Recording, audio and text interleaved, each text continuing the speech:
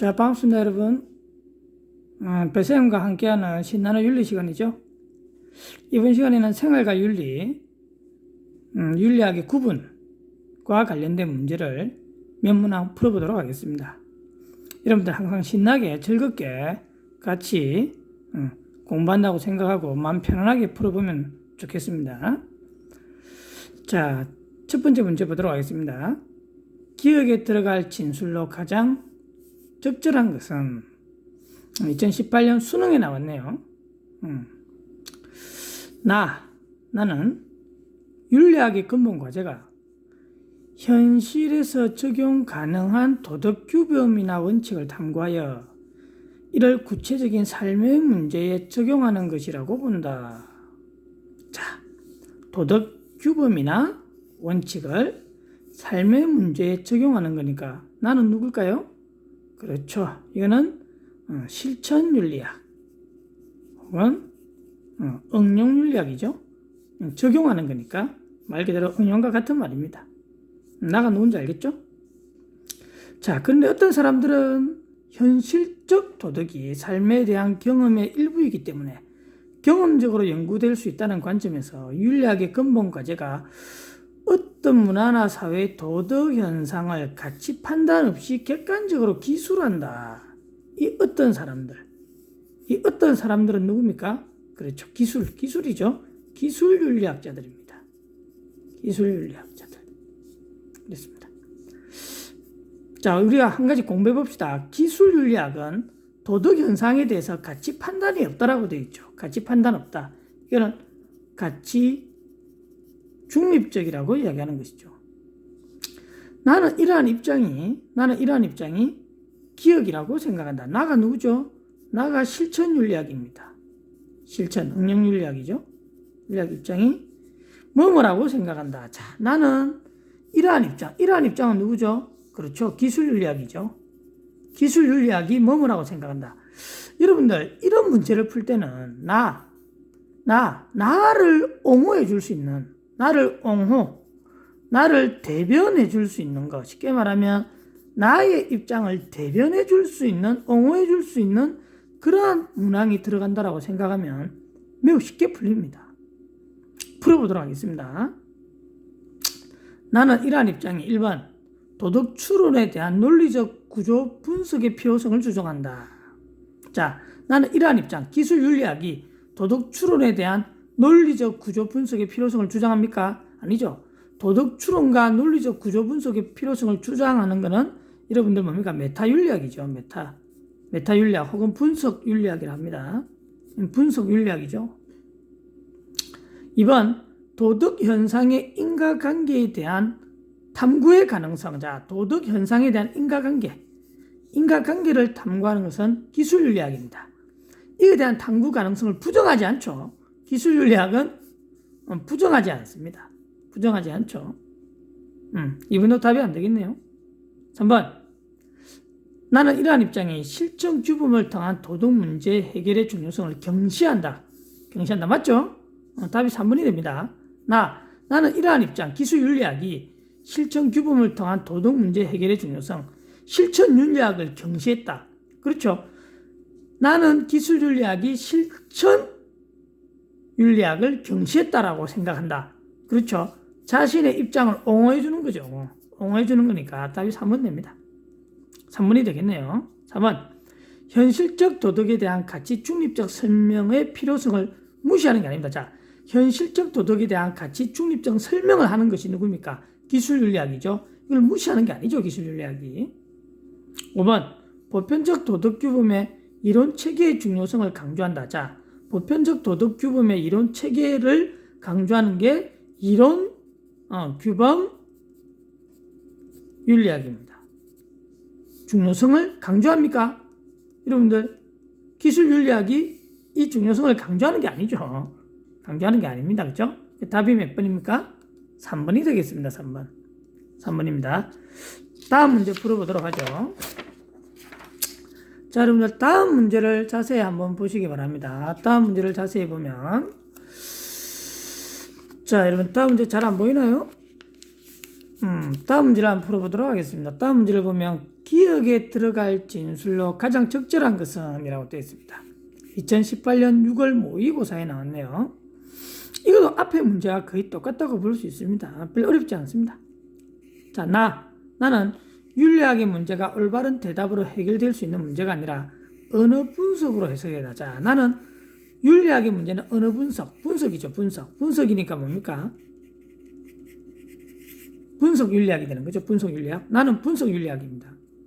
따라서 윤리학의 주된 과제는 도덕 이론을 전개하거나 도덕 신념을 표현하는 데 사용되는 용어와 진술, 논리적 분석, 용어나 진술들을 분석하는 것.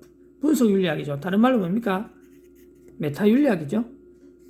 자, 그런데 과학기술의 급속한 발달과 시대의 변화에 따라 정치, 경제, 의료 환경, 정치, 경제, 의료 환경 등 현대인의 다양한 삶의 영역에 새롭게 제기되는 윤리 문제들을 해결하기 위한 윤리학자.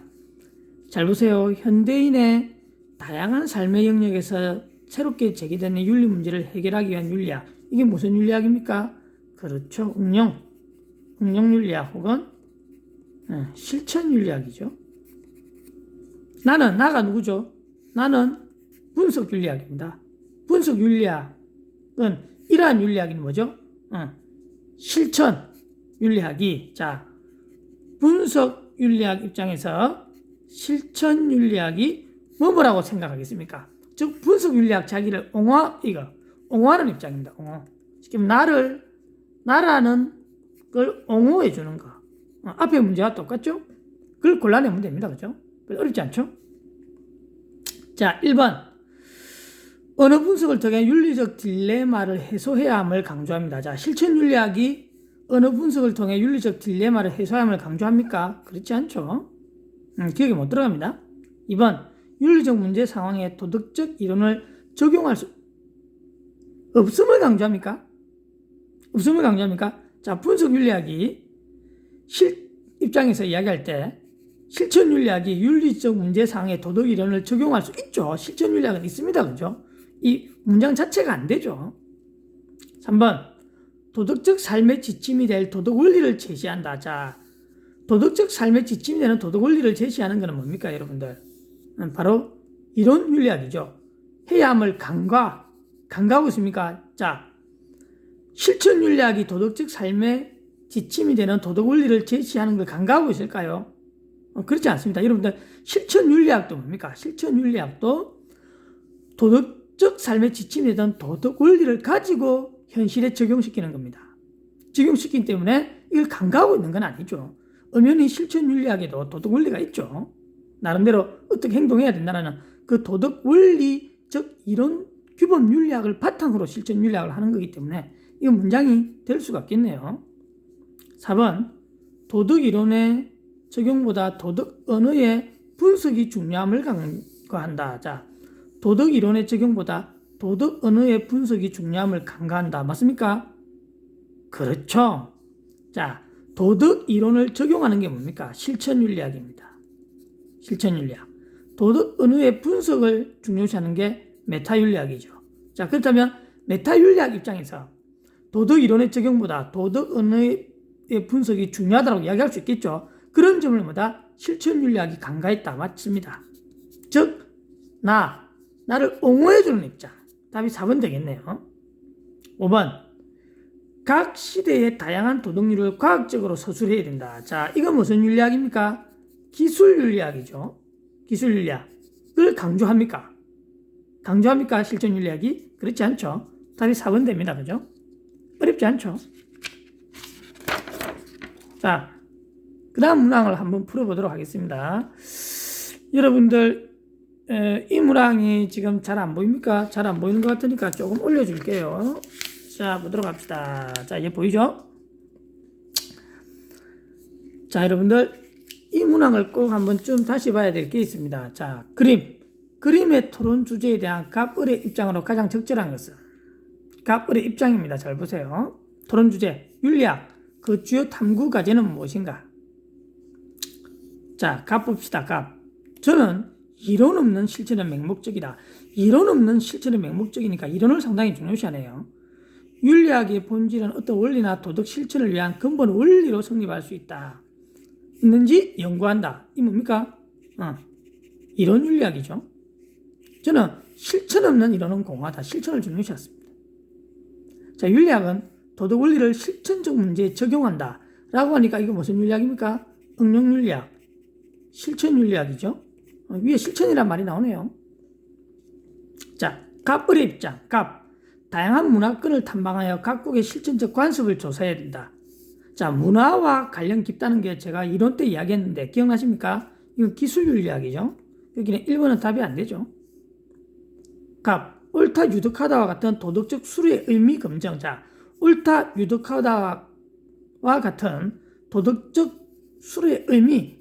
자, 언어의 의미를 강조하는 건 뭐라고 했습니까? 분석 윤리학이죠. 이번도 안 되겠네요. 3번. 사실 명제로부터 당위 명제가 연역 가능한지 탐구한다. 자, 사실 명제로부터 당위 명제가 연역 가능한지 탐구한다. 자, 여러분들 공부를 한번 해봅시다. 사실 명제로부터 당위 명제를 이끌어내는 게 가능하냐, 가능하지 않느냐라고 이야기하는 것은 분석 윤리학입니다. 왜 명제나 언어나 명제 이런 거와 같은 추론이죠. 추론을 이야기하는 것은 분석 윤리학인데, 자, 사실로부터 당위를 이끌어냈을 때 어떤 오류가 발생하죠?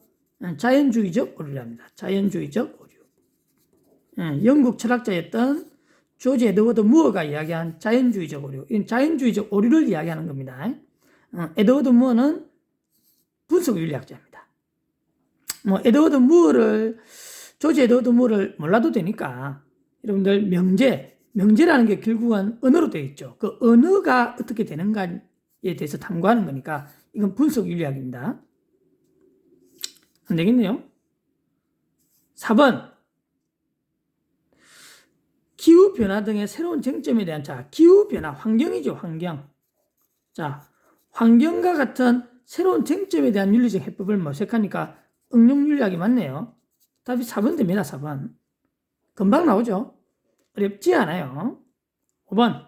갑을, 의무, 공리, 특성 등의 이론적 근거를 통해 도덕적 기초를 정립해야 된다.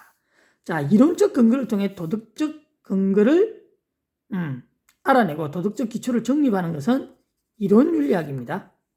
갑은 되고 을은 안 되겠네요. 쉽죠? 자, 그 다음으로 여러분들하고 좀 마지막 문제를 한 문제 풀어보도록 하겠습니다. 2017년 수능에 나온 겁니다. 기억에 들어갈 진술로 가장 적절한 것은?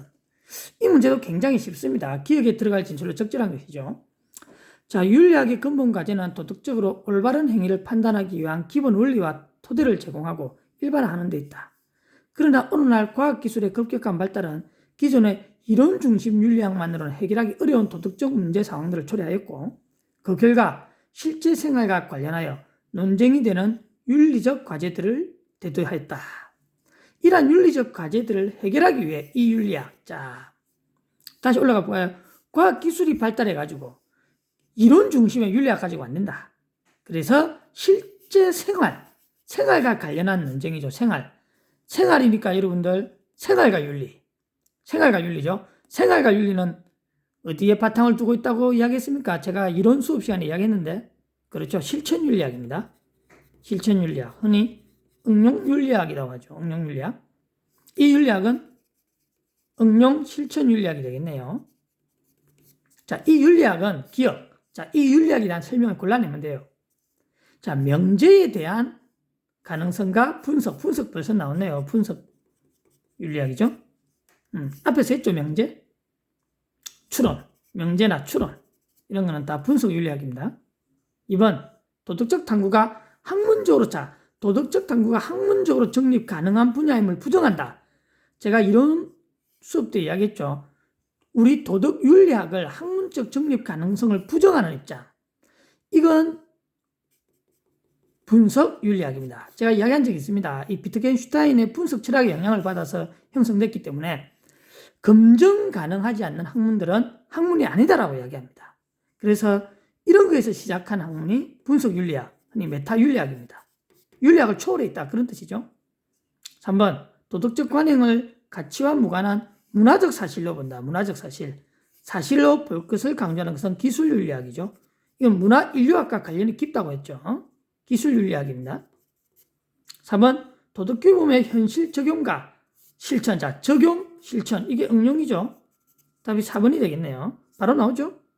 수능이 별로 어렵지 않죠, 여러분들. 수능이 전혀 어렵지 않습니다. 5번 도덕 문제 해결을 위한 규범윤리 이론의 응용 가능성을 부정한다. 응용 가능성을 부정한다. 이 부정하는 건 뭐겠습니까, 여러분들? 뭐겠습니까? 그렇죠?